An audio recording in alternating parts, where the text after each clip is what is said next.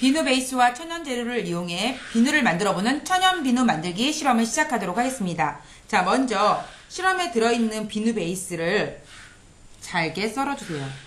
잘게 쓰는 이유는 좀 더 표면적을 적게 해서 열을 잘 받고 이걸 좀 녹이기 위한 시간을 줄이기 위해서 먼저 좀 잘게 썰어주시는데요. 친구들이 칼을 사용할 때 좀 더 조심할 수 있게끔 주의를 주신 후에 실험을 시작하세요. 이렇게 잘게 잘라줍니다.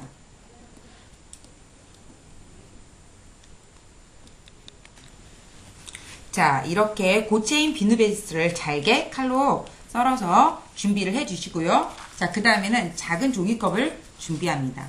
작은 종이컵에 글리세린은 모두 다 넣어주시는데요. 비누에 좀 더 수분을 주기 위해서 글리세린 넣어주시고, 그 다음에 백년초가루를 교재에는 반만 넣으라고 그랬는데 조금 더 이쁘게 만들려면 스틱으로 해서 아주 소량만, 약간의 색만 나오게끔 소량만 넣어주도록 하겠습니다. 아주 소량만 넣어도 벌써 이렇게 자주색이 나오는 것을 알 수 있습니다. 물론 백년초를 다 넣으셔도 상관은 없으신데요. 조금 더 색깔에 차이를 두어서 이쁘게 이제 모양을 한번 내보려고요. 자, 이렇게 먼저 아주 소량만 넣어주시고 잘 저어주세요. 자, 그 다음에는 은박컵과 나무꼬치를 준비합니다.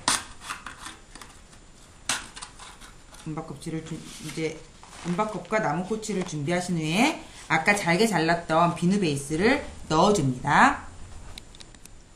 자, 이렇게 은박컵에 비누 베이스 자른 것을 모두 다 넣은 후에는 실험 재료에 티라이트 초가 2개 들어있는데요. 티라이트 초를 준비하시고 2개에다가 넣고 열에 의해서 녹입니다. 바로 융해를 시키는 것이죠.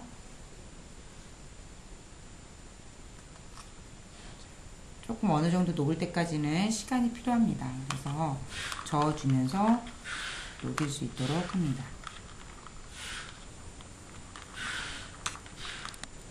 자, 이렇게 비누 베이스를 한 10분 정도를 위해서 저어주면서 녹이면 고체였던 비누 베이스는 열에 의해서 이렇게 물처럼 녹습니다.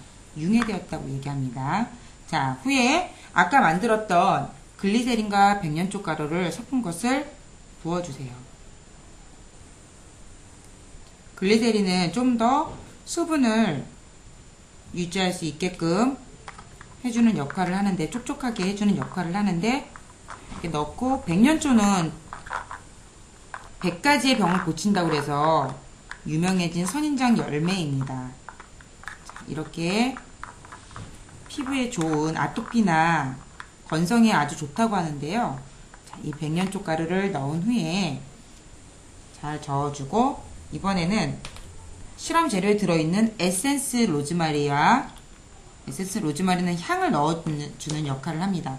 그 다음에 좀 더 촉촉함이 오래가도록 유지해주는 호호바 오일도 함께 넣어주세요. 잘 저어주도록 합니다. 이렇게 저어주신 후에는 큰 종이컵을 준비합니다. 이렇게 큰 종이컵을 준비하시고 실험에 아까 나와 있었던 백년초가루를 반 정도 넣습니다. 후에 아까 녹았던 비누 베이스를 살짝 조금 넣어주세요. 그리고 잘 저어줍니다. 처음부터 다 붓는 것이 아니라 이렇게 살짝 넣어서 저어주면 우선 먼저 이 부분이 색깔이 진해지는 것을 알 수 있습니다. 자, 이렇게 살짝 식히게 둡니다. 한 5분 정도 후에 다시 비누 베이스를 넣을 건데, 자, 우선은 먼저 이렇게 자주색이 되도록 두신 다음에 이 부분은 굳지 않도록 초 위에서 계속 저어주면서 녹여주세요. 그리고 어느 정도 시간이 지난 후에 종이컵에 들어있던 용액이 굳었으면 그때 다시 이제 한꺼번에 부어주는 것입니다. 자, 이렇게 종이컵에 들어있는 지금 비누 베이스가 어느 정도 굳었으면 아까 이제 남은 비누 베이스를 천천히 하면서 아랫부분으로 부어줍니다. 자, 이렇게 부어주고